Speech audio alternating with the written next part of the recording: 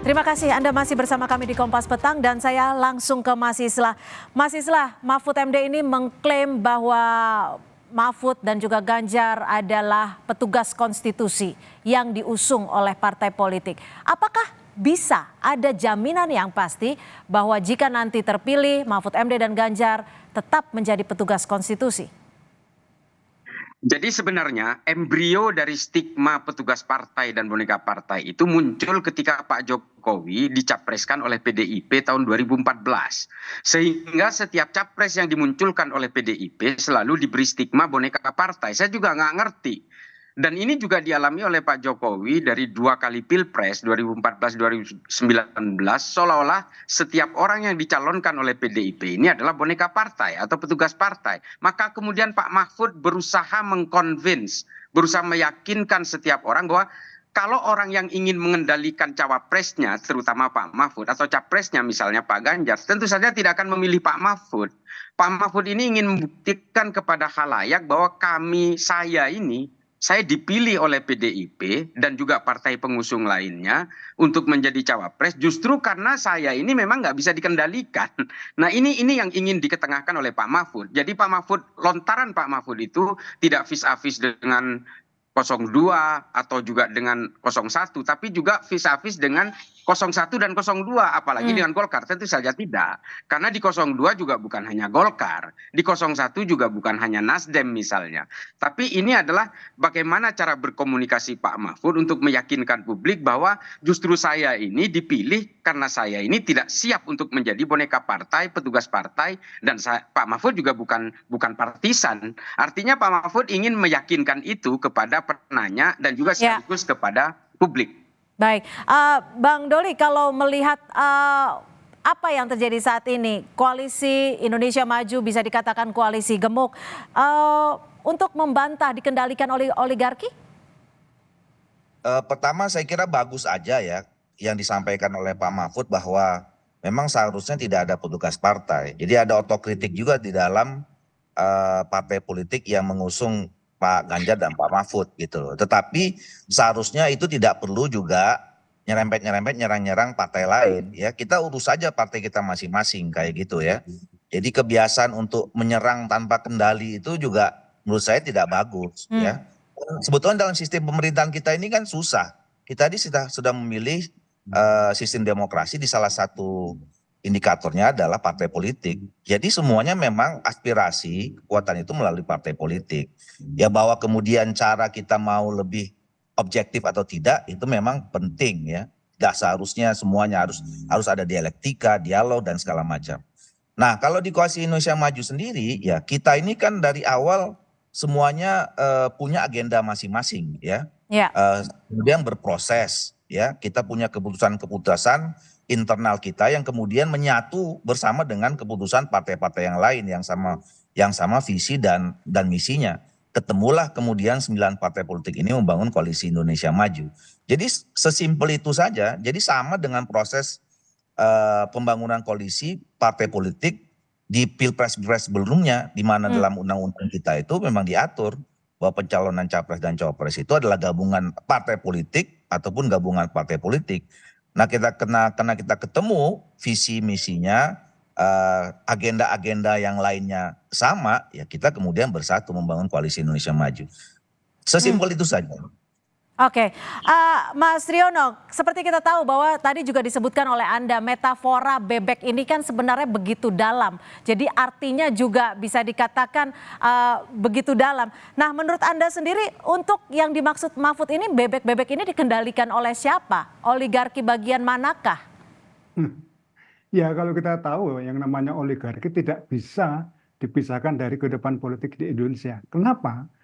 Karena rakyat sendiri pun tidak mau memberikan kontribusi secara finansial bagi setiap koalisi, bagi setiap calon presiden, wakil presiden, bagi setiap caleg misalnya. Sehingga ini diambil alih sejak awal oleh oligarki. Dan oleh oligarki inilah semua pembiayaan finansial dan yang lain-lain sebagainya, termasuk tayangan televisi dan sebagainya, itu kemudian dijalankan.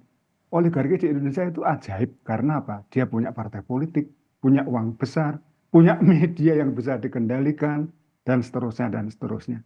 Dan ini saya kira Mahfud MD berupaya karena salah satu anggota koalisi dari koalisinya Pak Mahfud ini kan HT Haritanu Sudibyo yang punya MNC Group dan dia punya banyak jaringan media, ya, media televisi dan sebagainya, termasuk media online.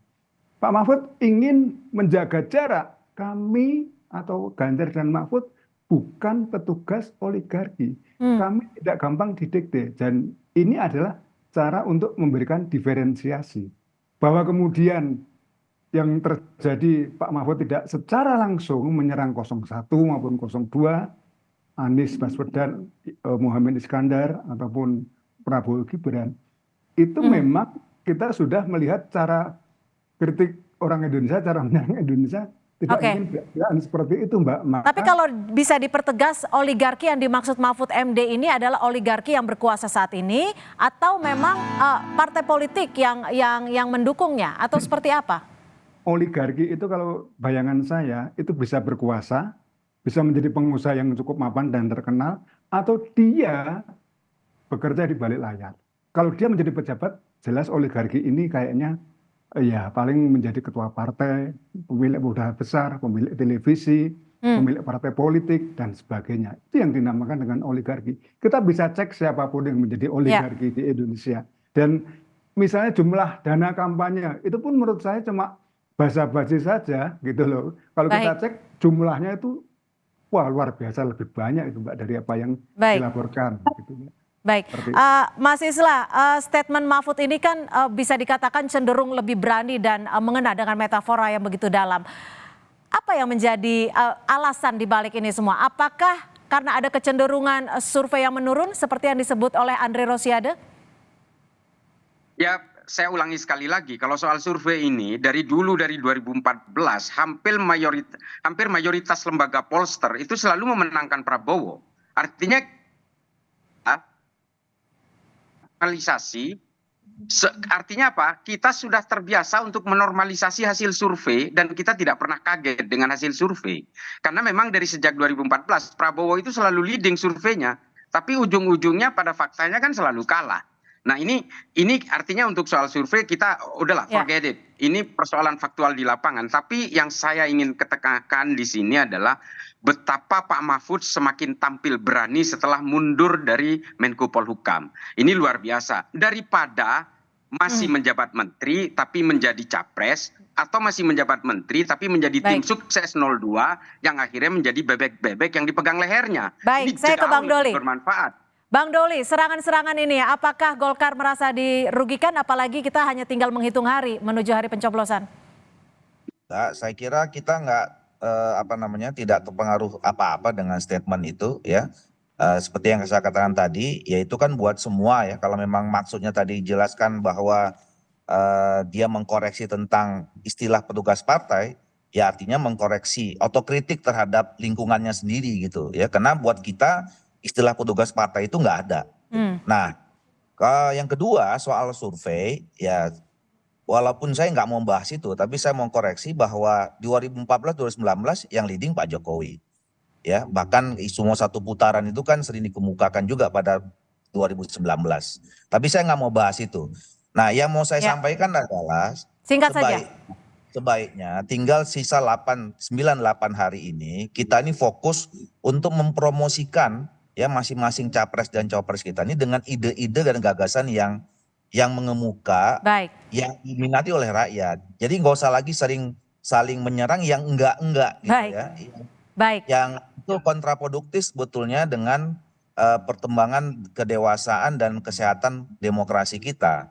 Ini yang harus kita jaga gitu. Jadi jangan sampai seperti kita kelihatannya kehilangan isu ini Pak Mahfud ini, nggak ada isu lain lagi, ya nyerang aja gitu. Oke, baik. Kami sudah tangkap. Terima kasih Ahmad Doli Kurnia, Waketum Partai Golkar, dan juga Mas Islah Bahrawi, TPN Ganjar Mahfud, dan juga Mas Triono Lukmantoro, pengamat politik dari Undip, sudah bergabung bersama kami di Kompas Petang. Selamat sore.